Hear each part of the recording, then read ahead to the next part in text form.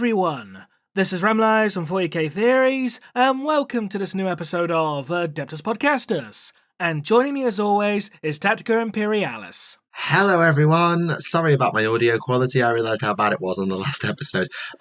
Long story short, my microphone cable broke and nearly electrocuted me. So I have had to get rid of my microphone, and I do not have the time or money to replace it. Sorry. So long as you're not using, a generic laptop microphone, I'm sure it's fine. I mean, if it means anything, on the call you sound absolutely fine. So yeah, there is no microphone. It is my laptop's. Well, so long as it's not okay. Let me try again. So long as it's not very very basic laptop mic, as from 2009 or whatever. Oh no, I'm on a proper gaming laptop, so at least it's got a decent. You'll be fine then, I imagine. I mean, it was the same as whatever you got last episode is what you've got today. It's exactly the same mic. It's just last time no one mentioned it, so I thought I'd mention it now because I know it sounds like garbage by comparison. It's tolerable. Let's put it that way. It's not extremely potatoey, if that makes sense. Yes, it's not McDonald's Wi-Fi. No, thank God for that. Right, no guest this week because the guest we did have planned, they had to reschedule at the last minute. We're going to try and get them back for October. I'm not going to spoil who it is, but it's someone we've been wanting for a while. I'll leave it at that. Oh, yes. Yes, so until then, in the news this week, not that much, but I suppose I suppose we might as well go straight for the models, really, with Lady Malys finally getting a model. Yes, even though it's been a 3-week news cycle because I had baby things to do, it still wasn't a huge amount on the news. But yes, Lady Malys. The mini is fine. It's a nice mini. It's a good mini. And it comes with a new Drukhari codex. In fact, it's not the only mini coming. We'll get to the next one in a mo. Yes. And she looks really nice. I think the head looks... I don't know what the face looks almost like flat. I don't know if that's just a painting tech, but I think the way it might be the painting because I've seen some people complain that she's too pretty. Like she's too human-like, essentially. And I know what you mean. She is a Dark Eldar and a Drukhari. And if you look at most Drukhari faced characters, you've got the faces of witches and Carbolites and Archons, not Homunculi, they don't count. But if you look at them, generally, their faces are very gaunt and very shallow.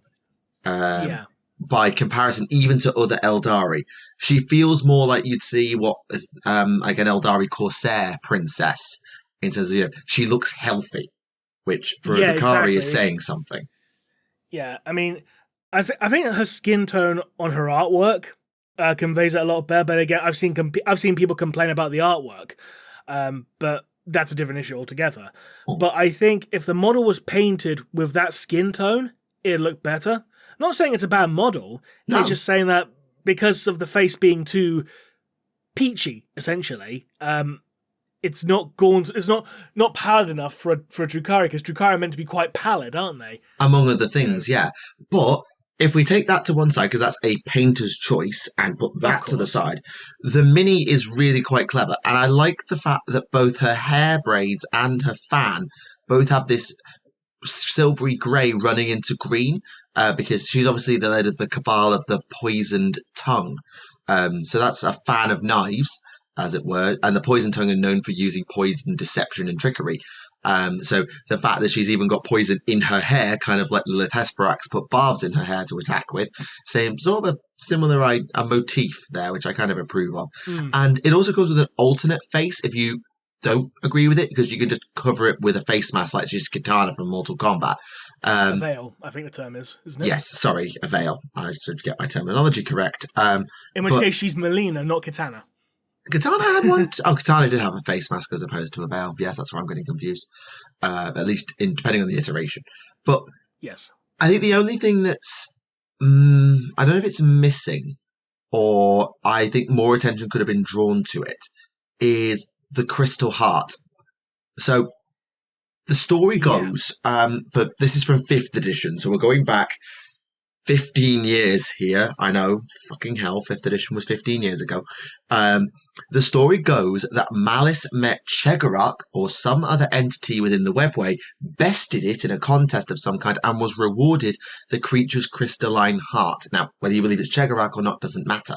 The point is, Malys is supposedly cut her own heart out and replaced it with this crystal one. And now, obviously, she's wearing armor, that's fine, but I feel like there's storytelling through a miniature's design. Like, you can tell she's a powerful combatant. She seems to know what she's doing. She can be mysterious, but she has a crystal heart, or at least a reference to it. Question. The gem she's wearing around her neck, the pendant, that's not meant to be the heart, is it? It could be, and you can't get a good look at it from this angle. I'm going to go and look at her lore article to see if I get a better look at it. Because... I mean, I hope it's not meant to be that, but considering that, again, she's supposed to replace her own heart with it, not just having it dangling off a fucking, neck chain. Yeah, because it does say, nobody save Malys knows if she really cut out her own heart and replaced it with the artifact, but either way, the idea that her seeming precognizance was earned by besting a trickster god will keep people away. It might be total legend, because she has an ability called Precognizant, which allows her to redeploy drukhari units. It does not say this ability is caused by the Crystal Heart. The problem is with Malys, the Crystal Heart is kind of a defining character trait. I think this artwork here that I'm going to send you now, Ram, is probably this miniature, because the art doesn't have it. The gemstone is not in the artwork. That's probably the best angle we get, and it kind of looks heart-shaped, but not really. It also looks like a beetle. Yes, it could absolutely be that. Imagine if it was an actual warp spider. That'd be funny. That would. But the blade is really good. The pose is both imposing, but also not like ultra combat beast. Like, she does have this air of, yeah, I'm going to mess you up in close combat, but also, especially if you'd use the Veil build, this area of mystery about her, which works for a character like Malys. So, pros and cons. More like a duelist than a warrior, essentially. Agreed, and she will beat you in a battle of wits long before she needs to beat you in a battle of blades. Oh, I tell you what I just remembered the sword from. Do you remember that rumor engine a while back? Oh. And a whole bunch of us thought it was that a bunch of us thought it was actually the sword from, like, that Gene Stealer Cult miniature, the not the Magus, but the martial counterpart to the Magus. Oh yeah, Primus. I forgot its name. The Primus, that's it, yeah. Yeah. Because it does look a bit like the sword the Primus has. Yeah, it does look. And the armor does look a bit like a Gene Stealer's chitin. So yeah, it is very tyrannidy by shape. But that is the Lady's Blade, the other gift supposedly given by supposedly Chegarak. But if you don't want to run Malys, and GW refuses to give us Vect, you can, however, get your hands on a brand new Archon kit, full of variants and different ways that you can build it. So you've got different burning braziers, different blades, different poses of blades, agonizers, splinter pistols, blasters, loads of different options for creating an Archon. A multi-part plastic Archon kit was sorely needed, so I'm glad they've got it done. Isn't one of the variants also based on, like, the original, I say the original, the Drukhari Codex art from, like, 6th and 7th edition? It might be. What, the one with the horns? It might be. I don't recall that artwork well enough to be certain, so I don't want to say yes or no. Hang on, let me see if I can... Yes, while Rem does that, if you want to get this mini, the first place you'll be able to is a Battle Force. I know, they put it in an army box again, which comes with an Archon, 10 Carbolites, 10 Witches, 5 Incubi, 5 Hellions, 5 Scourges, and a Venom. So it is a real massive mix of units for a Drukhari army. I actually quite approve of that, because it gives you a little bit of everything, apart from Homunculi Covens, who make up the Combat Patrol, which is both a Talos, a Kronos, and Rax, and a Homunculus. That is a powerful Combat Patrol. Oh yeah, definitely. So yeah, if you get the Combat Patrol in this army box, you've basically got the entire Drukhari army in a nutshell, which I think is a really good design choice in that sense. But yeah, I mean, Rem's just popped the artwork. I mean, I can see a combination between that burning soulstone and the horned helm that sort of links together the two, like, template Archons they've designed with the Soul Stone and the Horned Helm. I don't want to say for certain that it's inspired by that, but I could certainly see the argument. Yeah. I was also going to say, like, speaking of combat patrols, did you see the new Terminator box set? Strike Force. Yes. Yeah, I'll come back to drukhari later because there's actually been several new boxes and combat patrols dropped this week. There's a new battle force, which Rem is referring to, and 2 new combat patrols. We'll come back to that later. So yes, shall we go Terminators? Yes, the box set is like 21 models and will probably cost you about 180 quid. Probably. So this is called the Crux Terminatus Battle Force, and it contains a Terminator Captain, a Terminator Chaplain, a Terminator Ancient, 5 Terminators, and 10 of the brand new Assault Terminators. We're going to have to jump around a bit here because there's loads of different... 3 homers. Yeah, they shouldn't count as separate miniatures, bugger off. No, but they do according to the box, though. I know, it's stupid. So, the Assault Terminators are exactly what you'd expect. Terminators with Thunderhammers and Storm Shields, or, if you prefer a perfectly cooked fish fillet as opposed to a perfect paste, you can have Lightning Claws. Both of these options are equally valid. I personally think Thunderhammer Storm Shield is hilariously OP, so I always love using it, mostly because of the time that my Orc boys, a 30-man squad of Orc boys, attacked a squad of Wolfguard Terminators, all with Thunderhammer and Storm Shield, 120 attacks with Furious Charge. I got 1 kill. Oof. In 120 dice. Ouch. Also, can we appreciate the fact that the Lightning Claws, they've gone back to like the original Lightning Claw design as opposed to like, you know, the Knuckle Dusters they had previously? Yeah, they've sort of gone more like Wolverine with... They've gone back to the 2nd edition design, essentially. Yeah, i.e. the original design, rather than the Knuckle Dusters, because the Knuckle Dusters were a bit stupid. I only ever knew the Knuckle Dusters, so it's all I've ever known, because I was 5th edition, baby, so... Little baby. Yeah, the one thing I don't approve of is they've made the Storm Shields... They look tiny compared to the Terminators. Like, maybe it's just Mandela effect, but I swear Terminator Storm Shields used to be bigger than that. Like I remember when they used to be smaller than that. I know the Wolfguard Terminators that the Space Wolves have, they have little baby round shields because they're Vikings in space. But I swear down, Storm Shields for Assault Terminators back in day were chunky as anything and went all the way down to the floor. I will say this. Look up 2nd edition Thunderhammer and Storm Shield, because that Storm Shield was even smaller, if I remember correctly. Yeah, I'm just going to try, because the problem is if I go and Google Assault Terminators, all of the pictures now are bloody new ones. Where are the old ones with the old shields? Or maybe I've just Mandela affected myself, I don't know.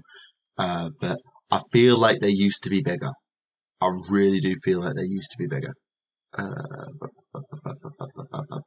Rem, talk about something while I'm writing this.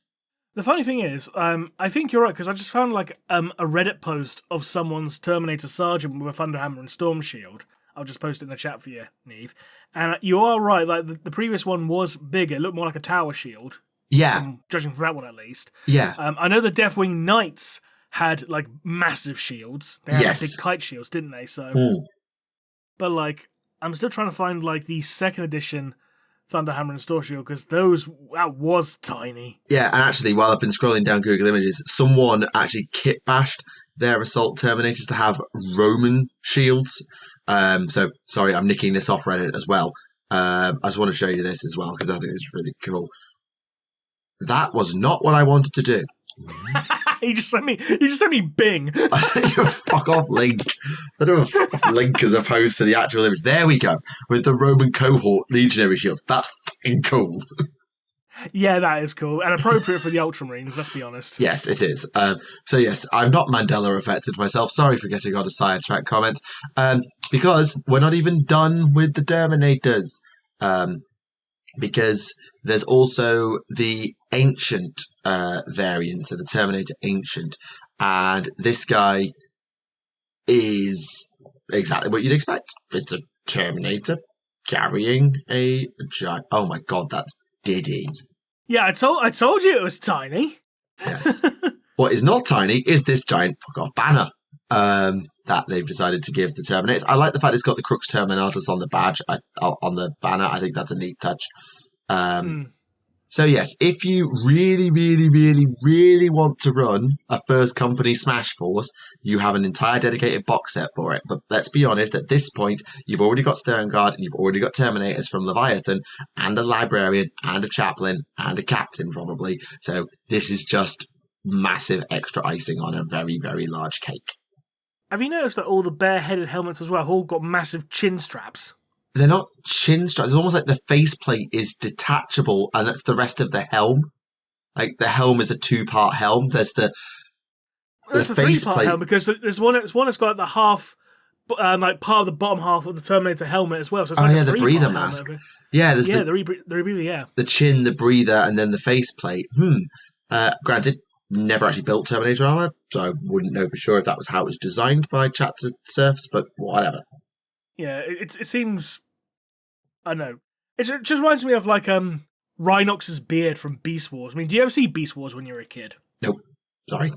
Right, okay, so basically, character of Rhinox, big rhino robot, and he had, like, a big metal beard. I'll just show you a gif of him. Yep. See what I mean? Yep. A bit also like Darkseid from DC, a bit as well. Yes. Yeah, I get it. Yeah. Yes. However, if you want even more Terminator face smashing, GW decided to re-release Marnie as Calgar with a new Terminator mini again, and I don't know why, because it feels like he only came out 5 fucking minutes ago. This is his 5th model. This is genuinely his 5th model. Yeah. Because he had his original Modern Rogue Trader, he had a 2nd edition one, he had a 3rd edition one, and another one where he had Terminator armor. No, 3rd edition, it was like 4th or 5th edition where he had Terminator armor originally. And then he had the Primaris one. Yep. And now he's got this one. And I think he actually had another power armored one between the Primaris one and the Terminator one, I think. So it might have actually been 6. Yeah, because, like, the old Calgar, as he now is, like, I swear that mini only came out, like, 5 minutes ago. It came out during Vigilus. So 8th, then. Yeah. Because he was like the first. He was the first character to get to cross the Rubicon Primaris, wasn't he? Yes, it was. So yeah, it's 8th. Have you heard the jokes regarding this with people saying like, "Oh, they've unprimarised him"? No, Primaris have Terminators now. Get a hold of yourselves. I know, but it's just a joke. But it's like, what will Core think of next? Yes, so it's the Armour of Antilochus is back with the Gauntlets of Ultramar, even though he had them outside of Terminator Armour too. I'm going to be honest, I genuinely barely even realised he wasn't in Terminator Armour in his previous incarnation, because it's such a chunky armour anyway. But for what it is, he's got double tactical rock, he's got the Gauntlets of Ultramar, he looks a bit like his old Terminator mini from before 8th edition that we used to use for him, and to be honest, this was... He had a hair transplant. Also that. This feels completely unfucking necessary. Yeah. Considering that there's a whole bunch of other Space Marine characters who could, do with a new model, let's be bloody honest. Yes. However, I think the award for hair transplant goes to, I'm going to do the TTS thing, it is I, Kato Zacharias, who has a new mini as well. I had to do it once. Thank you, TTS, for making this guy completely irredeemable. Because they this made model annoys me because they didn't give him the awesome, Commander Riker beard from Knights of Macragge novel. Because on the artwork he's got the short cropped hair and the big bushy beard, and he looked awesome like that. 'Cause he looked like Jonathan Frakes, and Jonathan Frakes is cool. But now this guy, he just looks like some kind of generic edgelord baby. Yeah, I feel like this is another one where you need to go and track the history of Kato Zacharias, because Kato Zacharias, and I know it's Kato, but sorry, TTS has ruined this character for everyone who ever watched it. I know this is not a Neve pronounces things stupidly because she's a nerd. This is just, this character has been ruined by TTS. The original Zacharias was the Assault from Black Reach captain in 2008. Which was swiftly replaced a month later by the actual original Zacharias miniature from 2008. Was that the one with the lightning claws? Nope, that was still with the Talisarian Tempest Blade. I will just go and grab an image of it. If I can find it. I saw it. Because wasn't there a Sicaris model where he actually had dual lightning claws? Or was that someone else? I swear there was a Sicaris model where he had lightning claws. I don't know. Sorry, Reddit. I'm going to have to steal from you again because I can't find an official. That's the link. That's why I posted Bing the last time. So this is the first Sicarius I remember, which was 2008, because it was when Heavy Metal first introduced the concept of non-metallic metal to the world by painting his back banner in non-metallic metals. Thank you, Heavy Metal, for that. That's not the actual paint by Heavy Metal. That's some randomer off Reddit, but you get the point. The word Sicarius Twin Lightning Claws exists, and I think it seems to be referring to... Oh my god, I'm not pulling off in Daka. I'm not doing that. Even I'm not doing that. Yes. So, source from bolterandchainsword.com of this miniature, which I think is older. Yeah, that's what I was thinking of. Hang on, I got a better quality version of that model. 1 second. There you go. Yep, thank you, Rob. So, that's OG Sicarius. That's what I was thinking of, yeah. Yeah. Then there's 5th edition, which is the Sicarius I remember. He then disappeared and didn't get a mini for fething ages. In fact, I don't think his mini has ever been updated from that 2008 mini right up until now. So he actually needed a new mini. In fairness, he did. They just didn't give him the awesome beard. Yes, for context, this is the cover art of Knights of Macragge. And again, I probably could find a better image, but this one we'll have to do. That's off. Stop posting Bing links. I didn't actually post it that time. It just tried to. Thank you. So, a poor quality image, yes, but this is what Cato Sicarius is supposed to have looked like while lost during the Indomitus Crusade, and he looks so freaking cool. Again, it's because he looks like Jonathan Frakes. And then they decided, actually, no, we'll remove almost all your hair and go to a basic mohawk and also get rid of your beautiful beard. So, yeah, downgrade on the facials.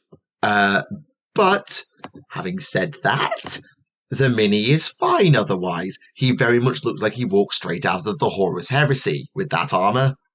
Just saying.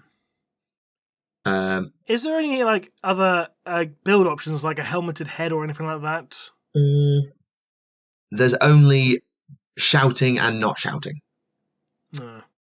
That's the only variant you can have. However, the Victrix Guard also got a glow up because they went from their X-Men with shield, which, by the way, was a better incarnation than they've got now, to, you know what, we don't need shields to protect the second most important Ultramarine on the planet. We're going to go full melee and also give ourselves guns again. So they've decided to drop the shields for a gun, even though they could have just had a wrist-mounted gun on or a gun mounted behind the shield, and decide we're going to be doing this now. We've also decided to include a champion and an ancient with, and I shit you not, this might hold the record for the biggest flag in all of Warhammer, which is the classic Ultramarines chapter banner all the way back from 1st edition, redone, and it looks amazing. Second, sorry. I really hope that that's not all freehand, because otherwise no one else is ever going to paint it. No, it looks like a sculpted detail, that one, in fairness. I hope it's sculpted, all the details are sculpted, because otherwise some of it's going to be missing. But I mean, if you zoom in, it looks like there's recesses and all that, so it does look like it's all sculpted. Yeah, it's definitely sculpted, yeah. That's sculpted detail. Yeah. However, they do then drop an ominous hint at the bottom. As for what this means for the Space Marines of the Ultramarines chapter, we'll have more news later in the year. Yeah, they're doing a separate Ultramarines Codex again. Yeah. I mean, we had one in 8th edition, but then again, every first founding Legion had, a Codex supplement in that edition, which was nice. I appreciated that. It's just that I don't think, with Ultramarines, there's not enough to do, a full standalone Codex, not since 2nd edition, but that's because 2nd edition, the Ultramarines Codex was the Space Marine Codex. I mean, they have enough heroes to do it. Yeah, but like, there's not really enough unique units to justify it. Like outside, maybe like Tyrannic War Veterans. Yeah, there's Tyrannic War Veterans, the Victrix Guard themselves, and that's about it, really, for it, isn't it? So, top of my head, that's about it. Unless they're going to do something really cheeky and put like some of the old formations, like the Whirlwind Batteries or the Vindicator Linebreaker Squadrons in there for fun. Oh, also, fun fact, I'm speaking about the Ultramarine Codex from 2nd edition. Did you know that wasn't even the first Space Marine Codex to come out that edition? The very first Space Marine Codex, the very first Codex to come out in 2nd edition was the Space Wolf Codex. Really? It was Space Wolves, then Orcs, then Eldar, Space Wolves, Orcs, then it was then it was Ultramarines, yeah. Why wasn't it Blood Angels? They were on the box. Blood Angels and Dark Angels had a shared codex in that edition. Was it called Angels of Death? It was, yeah. Thought it was. That's one thing I actually really liked about 2nd edition codices, because sometimes you get like a codex that's got like multiple army lists in it. Because Angels of Death, which was Dark Angels and Blood Angels. The Nid Codex had Nids and Genestealer cults. The Chaos one had Chaos Space Marines, Chaos Cultists, and Demon World armies. So that's one thing I thought was really cool back in that edition, because sometimes you got more than more for your buck. That is good. Which is a shame, considering you're probably going to get less for your buck in this day and age, but never fucking mind. Inflation's a bitch. Indeed it is. However, we're still not done with Space Marines. There's one more Space Marine to talk about. Wait, Space Marines being released? This must be a shock. Yes, this one, however, is the Warhammer Day miniature. It is an assault captain with Thunderhammer and Relic Shield, and it's actually quite good. It's not bad, yeah. Yeah, it comes with a helmet if you don't like the head, and it does say he will be joining the Space Marine range later as well. It's not a bad little mini, but again, at the same time, it's like, yay, another Space Marine. Can we have something else now, please? Yes. Would you enjoy, perchance, the Age of Sigmar miniature, which is an exalted hero of chaos called the Dark Warden, also known as the Aura Farmer, as the kids would say. With that cloak, he's more like the Drip Farmer. Hey. Same difference. But yeah, I feel like that if I showed that to the kids at Warhammer Club, they just go, "Oh, he's got such aura, miss," and I'm just like, "Oh God, really?" Are we not? Have we gone past saying that he's got the drip now? Is that no longer the cool thing to say these days? I haven't heard a single kid say drip this year, to be fair. Fair enough then. But yes, shows how much of a boomer I am. But anyway, yeah, I've literally had I've made this joke. Anyway. I've joked to the students like, if you try aura farming in my lesson, the only thing that's going to happen is you will be detention farming. So just to stop them trying being clever. So, oh well. But yes, this is a good. It's a if very. They start being creatures, dab on them haters or something or whatever it is they do these days. God, you're about to stop dabbing on us. God, you are so behind. I am behind. I don't care. But no. Anyway, wait, do you really want me to start going like Skibbity Toilet or whatever it is? No, like, no, Ohio no, Rizla? no. Right. Anyway, let's get back to the mini. It's very basic, but it's very good. It's simple, but sometimes simple works. Agreed. And the alternate head has got like an 8-pointed star, like emblazoned, like a brand emblazoned on, which I don't think it's the better variant, but still cool. Oh, so that's just Abaddon. It's literally just Abaddon cosplaying at the Renaissance Fair. Just a bit. Right, there's no more new miniatures. However, there are 2 more miniature boxes that I need to quickly jump through. We talked earlier about how the Drukhari had a very good combat patrol. Apparently, someone at Eldar HQ thought that was a joke and decided to make the Harlequins a combat patrol, which is literally 5 dudes and 3 bikes. 6 dudes.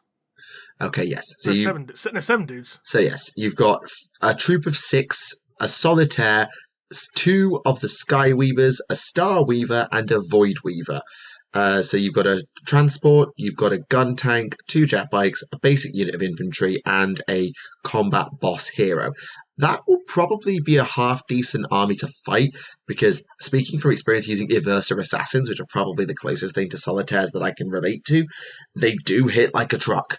And will mess nearly anything in the game up. However, I'm also looking at that and going, haha, laughs in Ghost Keel Battlesuit, because you will never kill it. No. So, yeah, it's a nice little simple thing. Compare that, however, to the Death Corps of Krieg separate combat patrol they decided to give them, which goes from ultra elite with low vary anyone to we are going to drown you in bodies because we're the Death Corps of Krieg. Hang on. Didn't they already release that? Really? Wasn't that the army box they released, like, when they first announced the Codex? I think it's smaller and it's changed the hero at least. Because I think because I saw that and I thought, hang on, we've had this. No, I think when they did it for the army box, the leader was the mounted hero. Right, okay. This one is the commissar and command squad. Right. So you've got command squad, Death Riders, heavy weapon squad of 4, and a squad of troopers. There's no engineers as well. I think they maybe had engineers. Right. So it's a condensed down and maybe slightly tweaked variant of the army box, but still, it's a decent combat patrol. It's got a nice bit of everything, and that ordnance battery will be very annoying for some units to deal with. Yeah.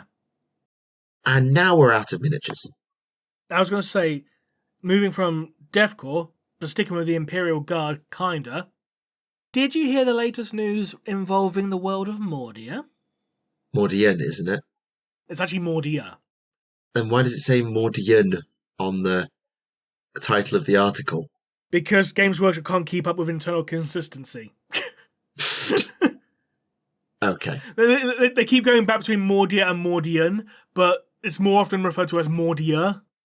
Right. Because that's how it was originally referred to in the second edition Guard Codex, so I'm sticking to that.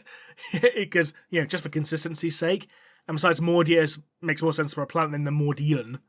Yes, I can't argue with that. Because the Mordians come from Mordia, not having Mordians come from Mordian. Because that'd be like the Mordiani or something, wouldn't it? Yeah. Grammar. Yes, grammar. Right, I'm genuinely reading this. So this is about the new grand narrative, which is at Warhammer World at the moment. And it's interesting to give it a read. I'm genuinely reading this for the first time because I made a point when Rem mentioned that people were getting a bit hyped about this. I genuinely didn't read anything. So I'm reading it now. So we've got Harlequins on Mordia, talking about the dance beginning, and then Death Watch being prepared for boarding actions, and then beneath the Tetrarchal Palace, I'm going to read this a little bit more closely. A vessel next to a Magister hovers with an Ahriman-tainted aura, while Wraithbone shards, remnants of the fallen city of Shardom, were smuggled in to fuel a rite. Now, correct me if I'm wrong here, Shardom is where the mandrakes come from, right? Mm-hmm. Bargain for the opportunity, yada yada yada, irony, yada yada yada. By broken paths and hidden gates, and Ahriman's doing a ritual, and reality's about to break. So. And the webway is basically opened up over Mordia. Yeah. From each rift came the flotsam of a universe, as if matter both living and dead were drawn from all corners of the Imperium in an instant. Now, part of me's hoping, please let this lead to some actual Mordian miniatures, or at the very least like an upgrade sprue or something. I'd love that. If we're putting this focus on Mordia, a home of one of the actual distinctive Imperial Guard regiments, please let this lead to something. Agreed. Again, even just an upgrade sprue. I'd be happy with just an upgrade sprue. Yeah, so basically, the Lost Eldari city of Hell, the Shardom, which was destroyed by Vect, if I recall, now basically hovers in orbit over the night side of Mordia, kind of like how Sortiarius manifested next to Prospero. It's kind of the same idea being done here. And there's some really nice artwork that pairs up with it as well, just a bit further down. So the ritual works, the galaxy lies open, and then Ahriman sort of appears, and, well, we'll see what happens next. Hey, surprise, it's Ahriman. To be fair, Ahriman needed something to do, because he kind of kind of didn't end his book series on a good note, and it's sort of the whole thing about him and Magnus, and then Ivrain completely punking out his "I want to undo the" by just undoing it with the snap of her fingers and then redoing it for the And they never touched on lulz, that again. and they've never touched on it again. I think it's a good thing to give Ahriman something to do other than just endlessly trying to find and failing to find the Black Library, because it kind of makes him look stupid. So actually, I think this is kind of a good thing that Ahriman's got a job to do. Yes. Makes a change. It does. And I'm not. And look on the bright side, at least he's not going to get, punked out and omitted from, the next codex or anything like that, unlike, say, Caldor Drago. No. So this links into this lore-led weekend-long event at Warhammer World. So there's a whole separate article about all this, and I probably should have read it before I got to this thing. And there are also Necrons, apparently, and Trazyn is involved somewhere. Great. Oh, no, it is Trazyn. It is Trazyn. Sorry, never mind. It actually is Trazyn in disguise. The funny thing about Trazyn is, despite how popular he is, he hasn't actually done that much, all things considered, compared to other characters. He doesn't need to do anything. He's a meme. I know, but he's done, 2 things of note? Which was, help in regards to, the Battle of Cadia and get a clone of Fulgrim, that's about it. Yeah, and also kill a Catan with the aid of Orican, I guess, because their bromance across the millennia to a battle with a Catan, as I recall. But yeah, not much. He's actually not. He's not done that much. No. No, but luckily he doesn't have to. He's a meme. I think Makari's actually done more than him, which is quite funny. Sounds about right. But staying actually with the Imperial Guard and returning back to the Death Corps, did you see the new library stuff? I saw that there was going to be a limited edition box set regarding Yarrick. Yes. His So books. this Nice. is... And there's one more book coming out for the Krieg as well, isn't there? Yes, so we'll start with Yarrick. So this is a box set called Yarrick the Box Set. And that's a nice looking box set in first. That looks really nice. It does. So you've got Imperial Creed, Chains of Golgotha, and the Pyres of Armageddon. It's fucking fabric! Fuck off! Stop putting fabric book covers, you bastards! Raven's triggered. I am triggered because I hate fucking fabric books. I don't want to hold a pair of jeans when I'm reading a fucking book. Shouldn't laugh. I'm sorry, but it's I might as well get a pair of Levi's and just read the label on the bags. It's the same fucking experience. Why can't you just put a nice little faux leather or vinyl cover for that? I don't know. Because... sorry. Yeah. I don't know. Is the Pyres of Armageddon new, by the way? No. Didn't think so. Had to check. And for the Death Corps, there is a new book called The Relentless Dead by Steve Lyons, who I believe wrote the previous Death Corps novel as well, I want to say. He writes all the Death Corps stuff, Steve Lyons. He is the Death Corps guy. I have to say, this might just be me, the way that artwork has been done, it looks like a night vision, like a flash of light in the darkness, because it makes me think, and I appreciate that this probably is the gas mask I'm not helping, it looks like a photo that would have been taken inside Chernobyl or something like that. I was going to say, do you see the shadows at the top? I do, because it talks about bone caverns wrecked by chaos plague. Zombies. Yeah, Death Corps doing zombie murder. Yes, please. Yes, fucking please. Cadians did it first. I know the Cadians did it first. Anything they could do, Death Corps do more morbidly. I couldn't come with a link there. They just don't do it as cause the Catachans, though. No. However, if you do want something that's actually a bit more Cadian, then Steel Tread gets a sequel, Demolisher by Andy Clark. Ooh. We need more tank books, I have to say. I like tank books. Shadow Sword and Baneblade were good. Steel Demon was also pretty good as well. Yeah, I mean, I don't know how much Chains of Golgotha was actually about the Fortress of Arrogance. I haven't read it, but... I talked about this on a previous episode. It's the one where Yarrick goes Rambo. Yes, being captured by Ghazghkull. I remember you great. Yes, I remember you talking about it. I was just trying to recall. Oh, I'm getting mixed up with. Do you remember the book where they had to go and get the Fortress of Arrogance off Golgotha? There was a book. That was Pirates of Armageddon, I'm sure. No. That book is about where he lands on Armageddon. Apparently, he makes his planet fall. Oh, right. Says So here. No, I think it was called. Was it called Gunheads? Yes, it was called Gunheads. Where an armored tank company have to go and get the broken down corpse of the Fortress of Arrogance off Golgotha because Ghazghkull wrecked it. Did you say Ghazghkull? I came out wrong, all right. I was going to say in this mental image of like a yassified Ghazghkull. Ghazghkull. Well, I mean, once Ghazghkull dies, maybe they'll reincarnate Yarrick within the Great Green, and it'll actually be both of them together at once, and it'll just be like the arguing twin heads on the next war boss's shoulder. God. However, we're not done. Robin McNiven has also been busy with a Flyers novel called Vagabond Squadron, sort of in the style of Double Eagle, Interceptor City, etc., about a squadron of Valkyrie pilots. I like the cover of that. It looks very much like a B-movie poster. Yeah, I know what you mean. That's not the kind of picture you'd have framed, like as a poster or something. Yeah, I mean, that's the highest praise you can give a piece of Warhammer art is I want that on my wall. It is the highest praise you can give. Yeah, reminds me of like a movie poster. It's cool. I like it when you got artwork that looks like movie posters. Like, do you remember when Games Workshop used to actually sell those big advent calendars and actually had like not just regular artwork as like a print, but like also some of them done as like actual movie posters, essentially. Oh God, no! I don't. That sounds familiar, but I could not tell you what.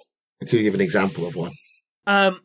Yeah, they did. They had some artwork of like Daughters of Cain, but it had like all this splash text and stuff, make it look like like a video nasty, from the 80s. Like they're coming to cut your heart out, kind of thing. The Daughters of Cain, kind of thing.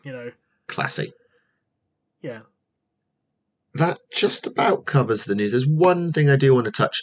Heresy's actually done special rules for the Inductii Marines, which I think is really, really cool. And they're each unique for each legion. Mm-hmm. So like they can't get certain benefits and they lose out compared to normal tactical squads because they are worse. But they all have their own little benefits. So like the Emperor's Children ones are very good at avoiding tactical status. For example, the Iron Warriors get the expendable keyword. The White Scars get bonuses in combat because they want to prove themselves. The Space Wolves become headstrong, so they can charge if they advance, but if they fail, then they get stunned and pinned because they just fall over, basically. Nice. Sorry to interrupt. I found a screenshot, an image of the Black Library Advent Calendar. This is from like 2020, and it's even got showing like the Farsight one, which you'd probably like. As like a movie poster.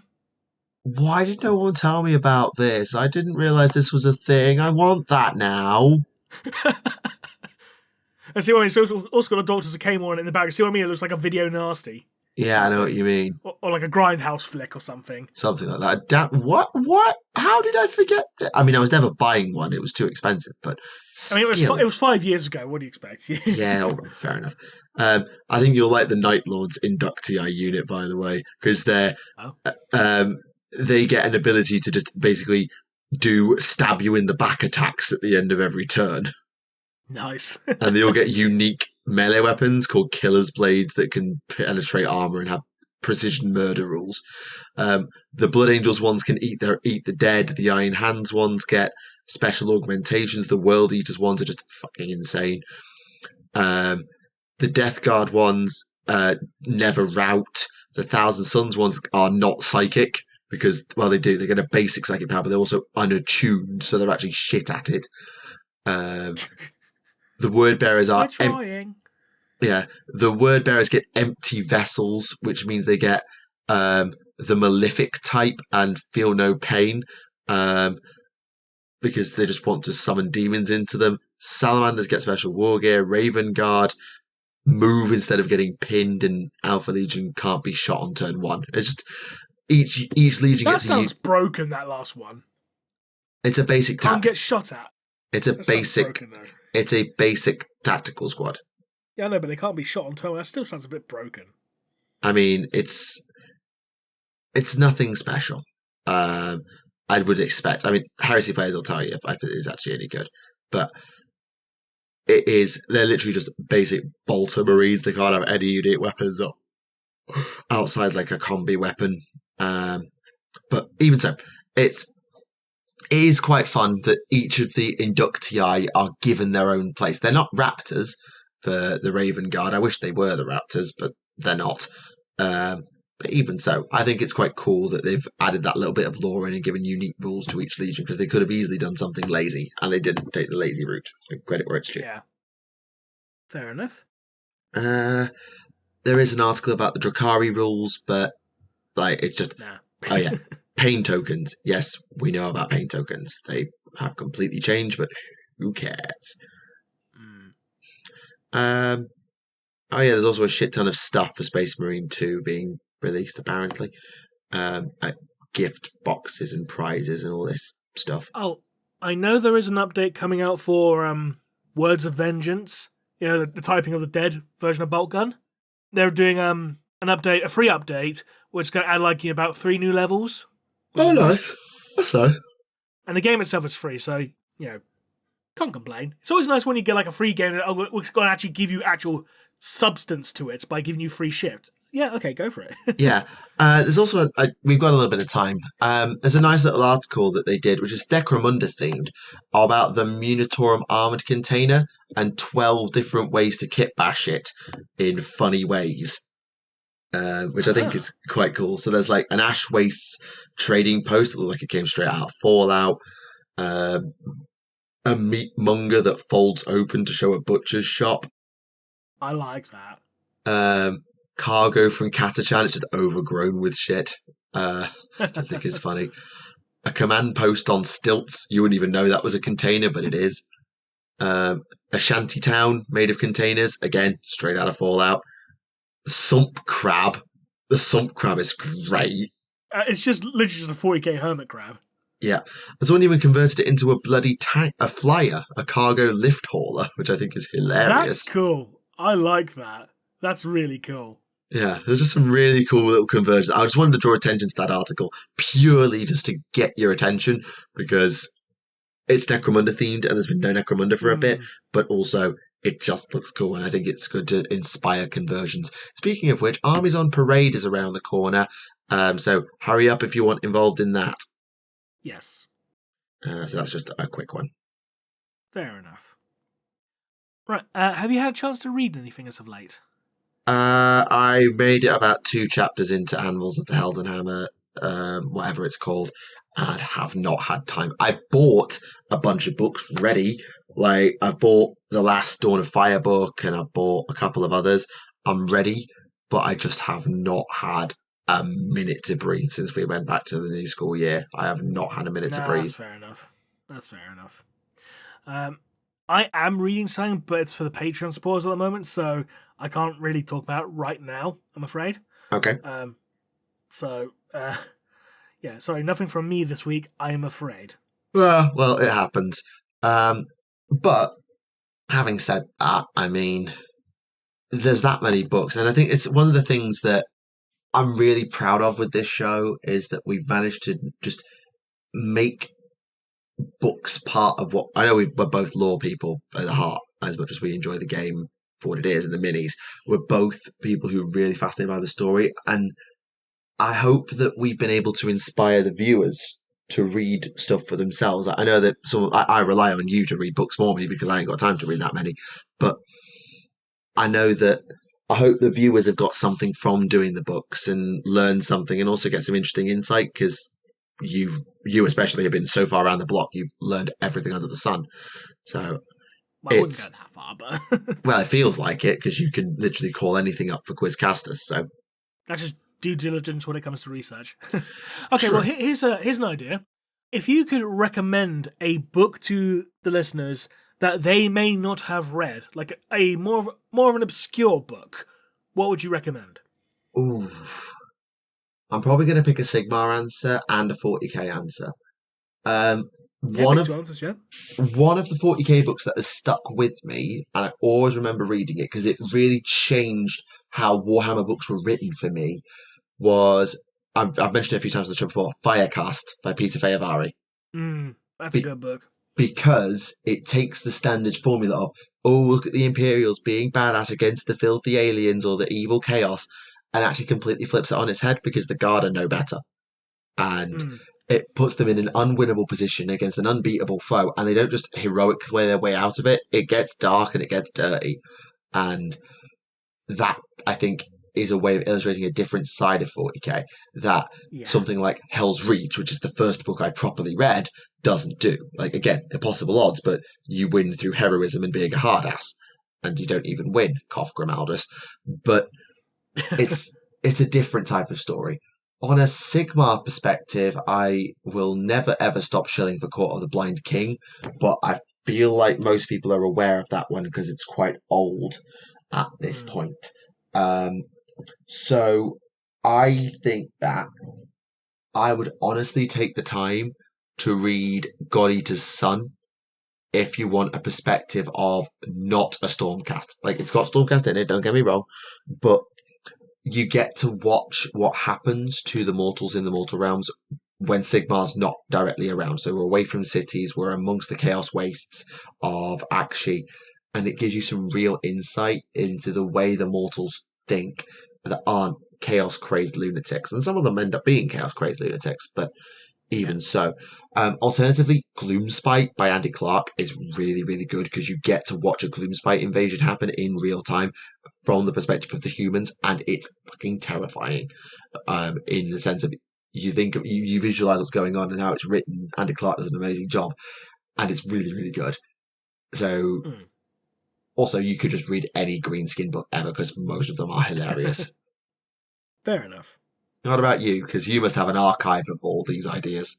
The first book I'd recommend to people, because I've never heard anyone talk about it aside from me on the show. Spark of Revolution, which it's a novella set on Necromunda, because of course it is, but it's like the only book in the Black Library that's told from the perspective of an Ogryn. It's an Ogryn-focused book. That is a unique take. And not only that, it's an Ogryn that ends up undergoing the bonehead procedure to make him intelligent, and then he realizes that, his people are basically a little more slaves, and he leads a revolution, essentially. It's a really good story. It's a really interesting place to take, and it makes a lot of sense, because you always wonder, if Ogryns are smarter now, why don't they realize that it's a problem? Exactly. Another one I'd recommend is Deacon of Wounds, which is a Warhammer horror book. I know Patreon supporters know this book all too well because I did an entire video for you guys talking about this book. But the reason why I recommend this book is it's one of those 40k books that's no conflict, no fighting, no battles in it at all. It's all purely from atmosphere and character, and it's told pretty much from the perspective of an ecclesiastical priest who's trying to do his best to for his for his parishioners, essentially, but the upper levels of the church on his world are corrupt as fuck, because of course they are, and it's he's having a crisis of faith kind of thing as well, and shit gets real. I'll leave it at that. But it's a really good book. It's a really good book. And if I had to recommend another one, it's not so much obscure because I've talked about so many bloody times on the show. Bookkeeper's Skull. Yes, we know that one. The one with the clown servitor. Yeah.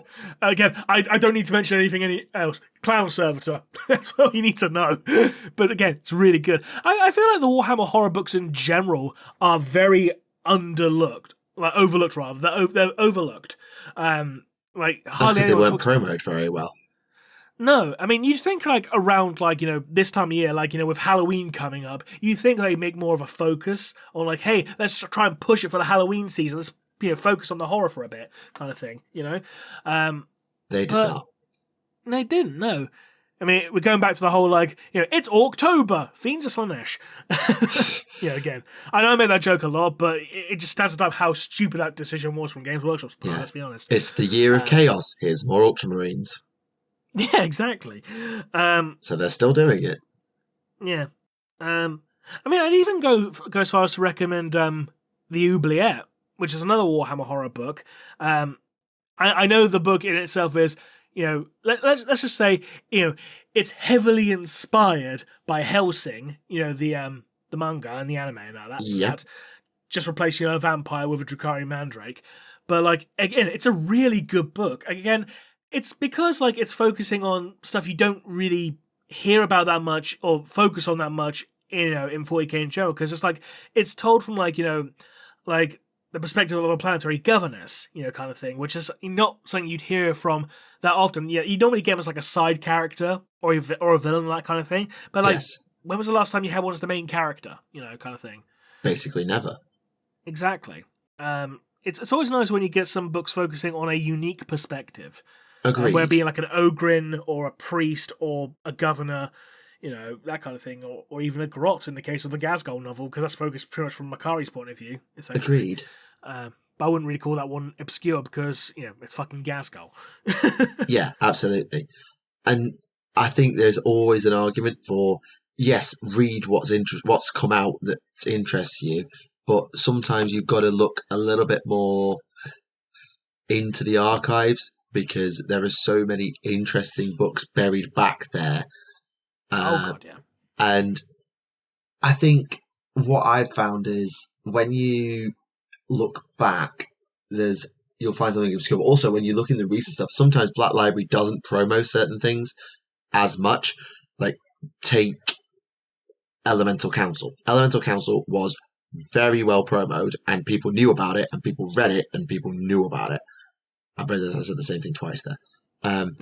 But it was well known that it was a thing, and you should probably go looking for it. But say when, like, the Shadow Sun novel came out a bit earlier, no one really mentioned it. It wasn't really a thing at all. And yet, the Shadow Sun novel provided some really interesting insights. Whether you think they're good insights are up to you, but interesting insights nonetheless that you would not get elsewhere. So don't just jump on, hey, GW is promoting this, I should read it, and think about, hey, GW is promoting this, and also this is a thing. Maybe worth having a look at both of them, because you don't want to just trust the promo machine to be what you buy, because sometimes you'll get disappointed. Cough half the Primarch novels. But I think that's fair. Okay, different book question. One more book I'd recommend, because again, like, it's one I've never seen anyone talk about. It's one of the old Necromunda novels, Back from the Dead. It's basically like Cyberpunk meets 28 Days Later. It's fucking great. Fun. Yeah. Okay. Sorry, carry on. 3 books every hobbyist should read. Ooh. Every hobbyist should read. Okay. Like, not necessarily the best books or the one that tells you the key part of the story, but like, if you're going to read nothing else, read this kind of books. Ooh, that's hard. Yeah. So my brain, I'll give you time to think. My brain immediately goes to Hell's Reach, or one of either Gildar Rift, Hell's Reach, or one of the Space Marine Battles novels, because they are the most archetypal 40k books going. Hell's Reach is the best one, I think, because you get insight into different things, different factions, and a really massive scale to set it on, but on a really small perspective. So you get to see a little bit of everything. You get to see Titans, Marines, Guardsmen, Orcs, the whole Imperial machine at work, and also some insane feats. And so I think that's a really good one that I immediately jumped to. I would also, I'm biased, jump to probably Farsight, maybe even Empire of Lies. You could probably skip Crisis of Faith if you had to. I wouldn't. I'd read all 3 of them. But if I'm picking one, I'd go Empire of Lies, because again, you get the conflict, you get the politics, and you get to see how a different faction actually operates. And yes, I'm aware the new one is got all of that cranked up to 11, But if I'm distinguishing it from Hell's Reach, where again you've got the apocalypse scenario and politics in the back end, I don't think you should do both of them. So I'm going to go Empire of Lies because I'm biased.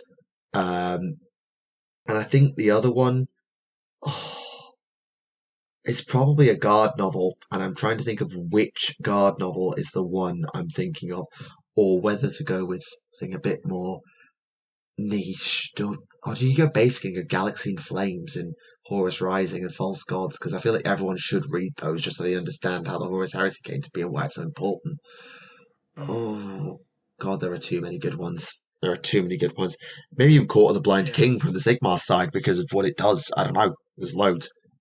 For me, I'd go for first one I'd go for would probably be the Dante novel, because that shows you pretty much the entire journey of a space marine, from start to from initiate to chapter master, essentially, with battles and stuff mixed in, showing how they how a space marine is made and how their experiences changed and all that. And it's one of Guy Haley's best books. So Devastation at Baal is very good, but you kind of need the Dante novel to make it even better. So yeah, I agree with that. You do, yeah. I'd probably go for again, I'm biased, so I'll go for Lord of the Night. I go for that one because it's a very different take, and it shows from the other end of the spectrum, and it shows just how devastating a single Chaos Space Marine can actually be in the right circumstances, and how much terror they can cause, and how much carnage they can inflict just by themselves. And it's a really good cat and mouse type story between them and the Inquisitor hunting them. And as for the third one, I'd probably go for one of the Macarian Crusade books. Oh, that's the guard book I was looking for. Yeah. Angel of Macarian Fire. Crusade is just a good series in general. Yes, but Angel of Fire is insanely good. It really is, yeah. Yeah, and plus it's Bill King. You cannot go wrong with Bill King. You could even probably throw Space Wolf in there if you wanted to replace the Dante novel. You could probably throw Space Wolf in there with Ragnar, which pains me to say.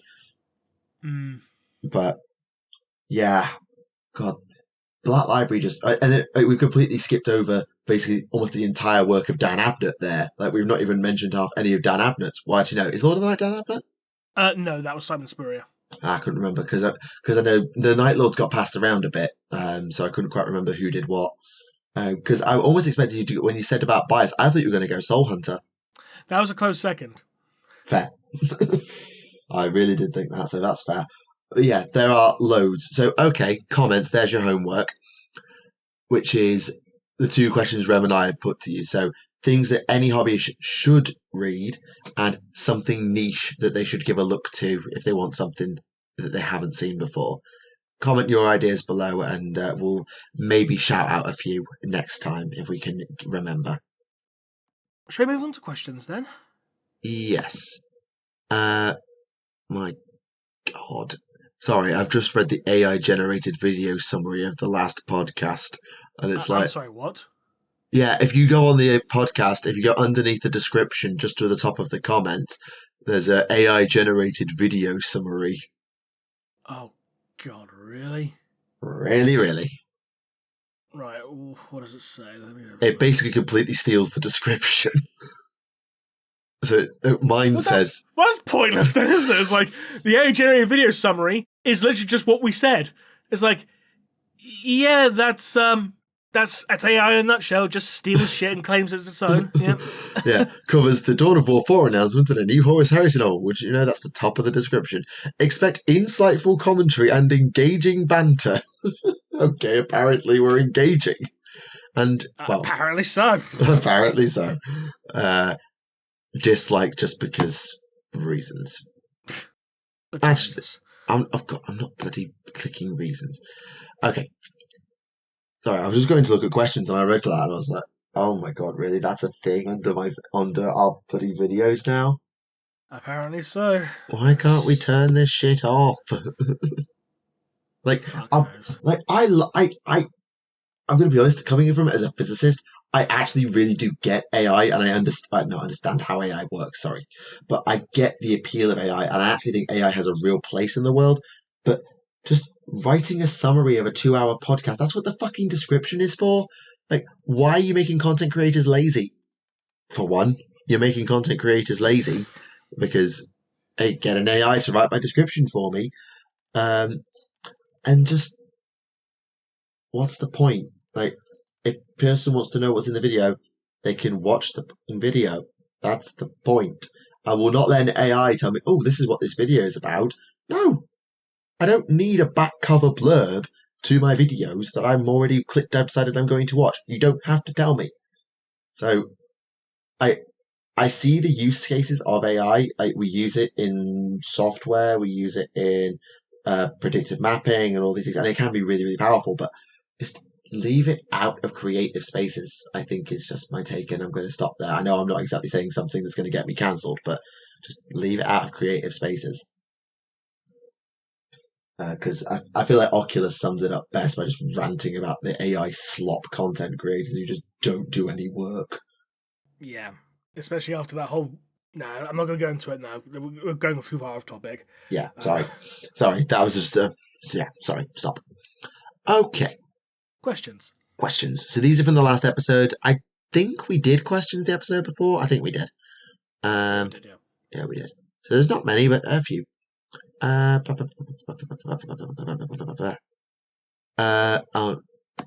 Someone tried to make a pun in saying that Grotznik is the orc who sold the war, which I'm assuming is a Metal Gear Solid reference. Presumably so. I'll be honest. I didn't like Metal Gear. That's fair. I didn't like Metal Gear Solid. The only Metal Gear game I liked was Revengeance. Rising? Yeah, the one with Metal Gear Rising Revengeance, yeah. Yeah, the one that's not canon. Yeah, it's the only good one, yeah. That's a hot take. That's a very, very hot take. Hey, it gave us a standing here, I realise song, so therefore that makes it the best one. And Nanomachines, son. Exactly. It gave us the memes. It's the best one. The memes. Yeah, the language of the soul. Yeah, there's literally that's an entire plot of a book. Game rather. What I'm on about. Metal Gear Rising the novel. It's full of memes. It's just screenshots of memes. Yeah, there's a YouTuber I watch who played they do other content, but they did a game on Metal Gear. And they literally got to that boss fight and then it's just meme after meme after meme until we get to the end. It's like, yep, that right. Okay. What are we doing? Questions. Oh, also, Remleiz, the Primaris miniature you're thinking about is that Lieutenant people could get if they got over $100 off the GW store in models. That's the one you were thinking about. That's why we couldn't find it. I knew there was one that the base was like identical. I knew there was. I'm glad I wasn't just thinking that up, you know. Yes, you did heart that comment, but I just wanted to point it out for the commenters, for the viewers as well. So we've got like 4, and one of them's about Helldivers. So I have no information. I've never played Helldivers. Yeah, because apparently there's an alien species in it called the Terminids. Definitely not copyright infringement. I don't know. Again, I've never played Helldivers. I don't know anything about Helldivers, so no. They try. Sorry, guys. Like they try to talk through the lore of it and how they work and how the Tyranids work, and then tries to do fucking like matter conversion rates to work out which one wins, and it's like, fucking hell, I'm a mathematician and I'm not touching that with a 10-foot fucking pole. Sorry, commenter, we have not played it. We are not getting into it because we haven't got a clue, and I don't trust anyone's math that I haven't studied myself. Sorry. I mean, look on the bright side. At least it's not the same person who's done that, you know, that scientific breakdown on how Tally sweat would taste, which is like, what the fuck's wrong with you kind of thing. Yeah, literally someone did like an entire scientific analysis about how Quarian sweat would taste.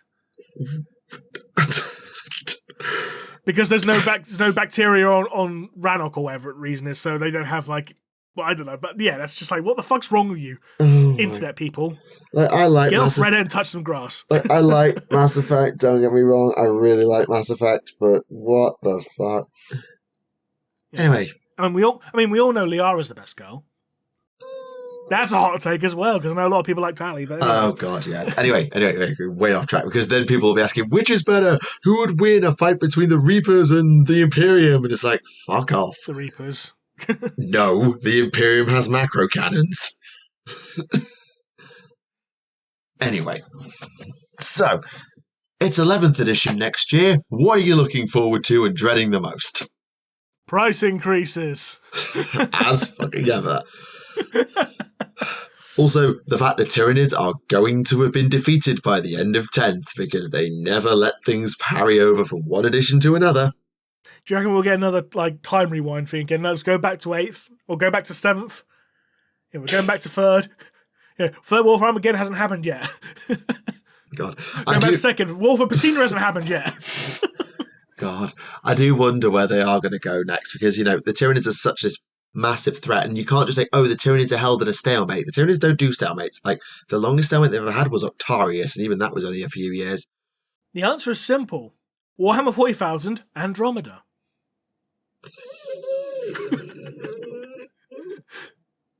God, now the Mass Effect community really wants your head. But anyway. Hey, I will say this as well. As an actual game, Andromeda is the best one. From a gameplay perspective, it is the best one. Purely from a gameplay perspective, Andromeda is the best one. But as a complete package, 2 is the best. I agree with 2. Yeah. As a complete package, 2 is the best. Mm-hmm. Right. But purely from gameplay, Andromeda is the best. Okay, so let's come back to 11th, because it's happening next year or the year after. Let's be completely fucking honest with ourselves. Yeah, I miss when we had 5 to 7 year cycles between editions instead of just 2. Yeah, because I remember when 5th came out, they did a whole timeline. It was 1980 this, 1993, 1999, 2004, 2008. And I'm like, this is nice. And then 6th was 2012. I want to say. And same with 2013. Oh no, 7th. It was 2013, 2014. And then 7th, 8th was 2017, 2020 for 9th, 2023 for 10th.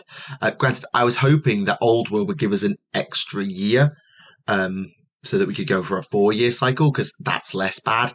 But I don't know if Old World's in that position. But and meanwhile, Necromunda was still in 3rd edition, and it's been out edition since 2017, and it's still in that same edition. Because just goes to show why Necromunda's the best game system out there. Yeah. So what I'm hoping is that I think, much as it pains me to say it, I think we need to give the Eldari something to do. Yes. Yeah. I'm going to go and make a hot take. 11th edition. Let's run the Ynnari into the Imperium because they find the last Crone Sword.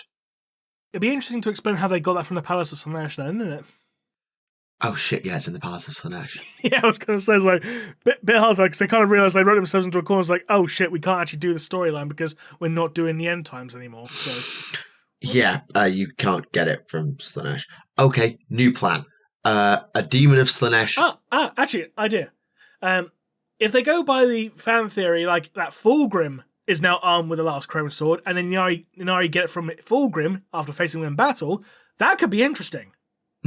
Yeah, that's what I mean. That. I was about to say a Slaaneshi Demon of Legend comes out with the Crone Sword. And Fulgrim, thus, yeah. Well, in this case, Fulgrim. Easy enough to make it Fulgrim. So that sets up a Fulgrim and Guilliman have their salty run back from when Guilliman got killed. And in the process, Ivrain turns up to break up the fight because she's trying to steal the Crone Sword. Together they banish Fulgrim, but he disappears before the sword can be recovered, and now there's a massive problem because Guilliman's I had him, That'd be a great way to take the story. That would actually be a really good direction to take it, I feel. Yeah, because Ivrain's going to go, you really should have let me kill him because I could have killed him for good and got that sword and we could have killed Chaos for good. And Guilliman's you nearly got me killed again, you stupid witch. Also, good chance to bury the whole shipping thing. Bury that. Because But Gav said it was canon. Fuck that. Bury the shipping. Hey, we had him on the show and he said it was canon, so... I know what Gav said, but fucking bury it. Alternatively, there's another person, the same person makes a comment about how Lion and Guilliman should meet by Guilliman basically being on the ropes and Lion just forest walks in and sup and butt kicks whoever's got Guilliman on the ropes. Or maybe we do it that way. If Rain goes after Fulgrim, Lion shows up and goes, sup, punks out Fulgrim like he did Angron. Maybe not punks him out, but finishes him off. Fulgrim is banished rather than killed, so the Crone Sword is lost, and Ivrain is super fucking salty. So we can take the pivot off the Ultramarines for 5 minutes, give the Dark Angels actually a bit of a leading role, considering they got their fucking Primarch back and then just got put back on the back seat by the end of the edition. So give them and the Ynnari basically front and center. Yeah. Because I'm not being naive, and I'm not naive enough to say that if they want to do something where Tau are front and center, it's just going to be Damocles 2 and or the death of the Tau. That edition will end in the death of the Tau. I am not stupid. So let's not. Have we actually had like a starter box set yet with the Tau No. in it? Because I don't think we've had. So there you go, 11th edition Star Box set, have the Tau on it, just so we can actually say every army's now been a part of it, apart from the Votan now. Yeah, Tau versus Votan for the starter set, there you go. Yeah, but it's got to have Spice Marines in it. Yeah, that's what the new Iron Jacks are for. God, if it was, me and my colleague at club who do the Warhammer Club, he's a Votan player, I'm a Tau player, we would just be like, split. Yeah. So just be a knowing club, split. And we just get it straight away. I mean, people could call it the Votal box. There you go. Yeah. I also think that by the end of 10th, the Silent King needs to now do something about this Tyranid problem. If we're going to deal with the Tyranid problem, to put it onto a back burner for a new edition and not make it like, wait, aren't the Tyranids still trying to eat Terra? Should we be focusing on the Tyranids eating Terra? Don't mention the Tyranids eating Terra. I'm going very blumpy at the moment. I should probably wind that in. I was just going to say, like, you could have just narrowed it down to, like, the Silent King needs to do something. Yes, and that something should be dealing with Tyranids so that it doesn't immediately get the Imperium killed, because that's kind of where it's going. Or at the very least, actually resolve the story between, like, the whole Necron Civil War. It's just like Silent King versus Imhotep, wasn't it? Mm. Do you remember when they set up and did fucking nothing with it? You mean like everything else? Yeah, I know, but it's like, come on, Necron Civil War, that sounds like a great idea, and, like, are you going to do anything with it? No. I mean... What's the fucking point? Like, make use of your plot points or don't fucking bother. I mean, it would be a great time to introduce a new mini for the Deceiver as well, because it could easily be, surprise, the Deceiver's playing them off against each other, and the Silent King is like, really? Fuck off. You already tricked me once. Fuck off. So, hey, surprise, it's Mephitran. Yeah, just like, you again? Or, we've got bloody Caesaras going to try and undo bloody biotransference, have it be a way to get pariahs back in. I don't know. Like, Mephitran sneaks into the ear of Caesaras and try and make pariahs, and it all ends up getting completely twisted out of hell, and it becomes well, a the new... funny thing is, they already dropped the plot point for that back in, like, 7th or 8th, because they said, like, how he, like, kidnapped a ship that was, like, full of blanks. Yeah, I know. So, like, we have the plot point set up, so, like, do something with it.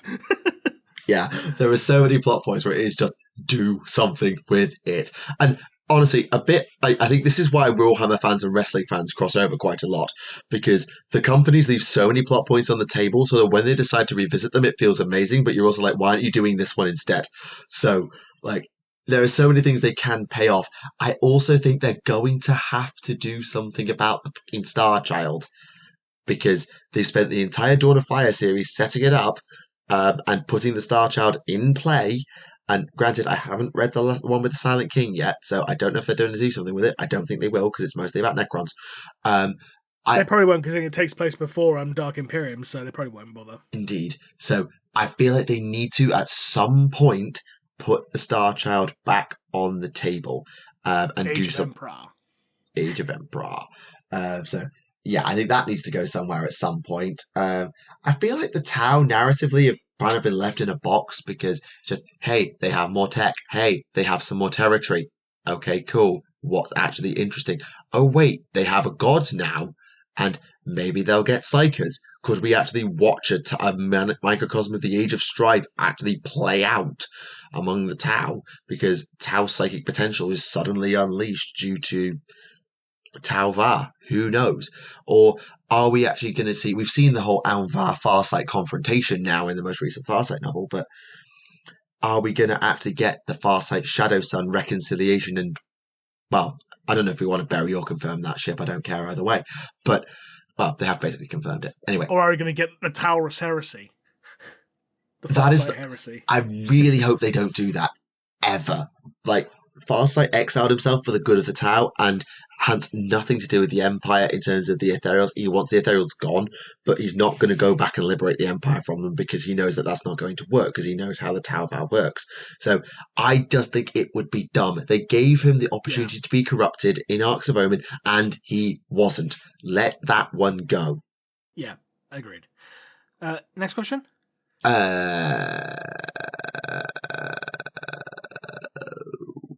What is the Imperial policy on Harlequins? Shoot them. Probably. Oh yeah, they're sort of asking to live. Oh yeah, but is it like shoot on sight? Are they dangerous in isolation? Are they? I mean, I don't know why this comment has gone with tolerated like the Inari because they're not. No. The Inari were a special case purely on the basis that, hey, they helped, resurrect a Primarch. And even now the Imperium does yeah, but they're also aliens and they're also converting with demons apparently, so yeah, just kill them. Because that's why the Grey Knights, they got an entire company of Grey Knights hunting them now, haven't they? So hunting, not humping them. They got an entire company of Grey Knights hunting them, not humping them. That's a different show. Anyway. Yeah, so yeah, I assume that most Imperials do not know Harlequins are a thing, but those who do want them to be shot. Yeah. Basically the same as every other alien, because most Imperials are conditioned to think aliens don't exist.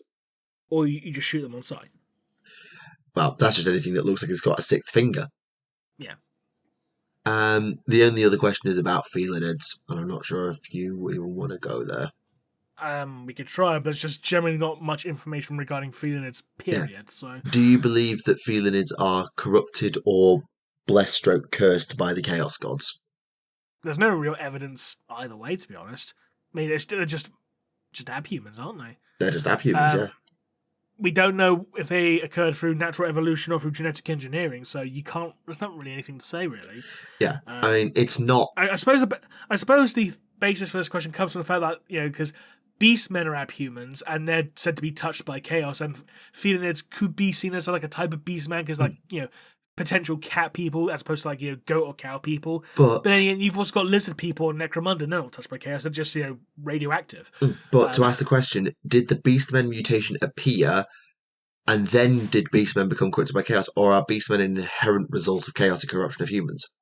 It's not really clear in 40k. I know in fantasy it's due to chaotic corruption. Yes. Because but in 40k it's not so clear because it's much larger in scope, actual galaxy rather than just a continent or whatever. But I mean, considering that beastmen are generally, for the most part, are tolerated due to their abhuman status because their gene code is stable, so they are tolerated. Even though there are groups in the Imperium who want to revoke their abhuman status and just have them reclassified as mutants so they can kill them. But the fact they actually got given abhuman status to begin with, which is a protected status in the Imperium, funnily enough, of all things, it suggests that it's not as a result of chaos. No, because otherwise the projects go, because chaos is generally more associated with mutation, and mutation doesn't have a stable genetic sequence. Whereas abhumans do have a stable sequence, and beastmen, by extension, as abhumans, have a stable genetic sequence. So it's not mutation, therefore, by 40k standards, it's not really chaosy. It's just they got the stigma of being associated with chaos because a lot of beastmen get persecuted, and so they join chaos cults because they don't get persecuted there. Essentially. So yeah, I mean, having a read through, I'm reading Lexicanum because they do their sources. And it says they first appeared around the Age of Strife, so there is a possible link to the warp there. But you're right. Yeah, but all the other abhuman species have started appearing around that time as well, though, because that's what caused a bunch of abhumans to evolve. Because all these colony worlds were separated, so they had to evolve and adapt to their environments. Yeah, absolutely. And it does say further up that they are fairly genetically stable, and they were freely recruited for the Imperial Guard for a while. They were in the Militarum Auxilia, sorry. And yet, you're right that they are on the register of prescribed citizens for Class A to G worlds, according to the Adeptus Arbites. So they can't be used for settlement or transportation and cannot be conscripted by the imperial tithe. And according to, and the source on this is the Liber Xenologis, says that these restrictions are a sure sign that beastmen will soon lose their abhuman status completely and be reclassified as Xenos Horrificus for eradication. Yeah. Which I did say earlier, so. You did, but yeah, just source checking. And then it goes on that, in fact, they are still recruited into the Guard as part of Frateris militia, occasionally. However, they are deemed unworthy of wielding las guns because they're only given auto guns instead. Which is quite funny when you see beastmen like Gore Halfhorn, who's armed with a plasma pistol, which you think would be a much more status affiliated weapon, a plasma weapon for an officer. Yes, absolutely. And apparently they call the Emperor the Goat Emperor, though this is unclear whether it's a pronunciation mistake or genuine misconception. That's so from. You actually got a Baphomet reference in 40k. That's from White Dwarf 476 from like 3 years ago as well. That's hardly old lore. That's new lore. I don't think that's an actual Baphomet reference. Might well be. I thought it was a reference to Goat Simulator. No, because remember, there was actually a thing in that game where like you kill a bunch of people and you have like blood for the blood goat. I mean, this is true. So it could be a reference to Goat Simulator. God almighty. But yes. Fair enough. So yeah, that was a nice little side tangent into Beastmen. I know we were supposed to be talking about felinids, but we're not going to go there because I don't think we know enough about them. There's literally like fuck all information about them. Yes, they are a meme. They're basically entirely a meme, and so you can't really say any more or less. They're just a meme. Yeah. And that's actually it in terms of questions, I'm afraid. Fair enough. Well, in which case, given the time, we may as well call it there. So. Yeah, sorry for starting late. My bad. That's right. So, thank you very much to everyone who tuned in for this episode. We hope you enjoyed it. And until next time, this has been Remleiz from 40k Theories. And this has been me from Tactica Imperialis. And we'll see you all again soon. Bye-bye.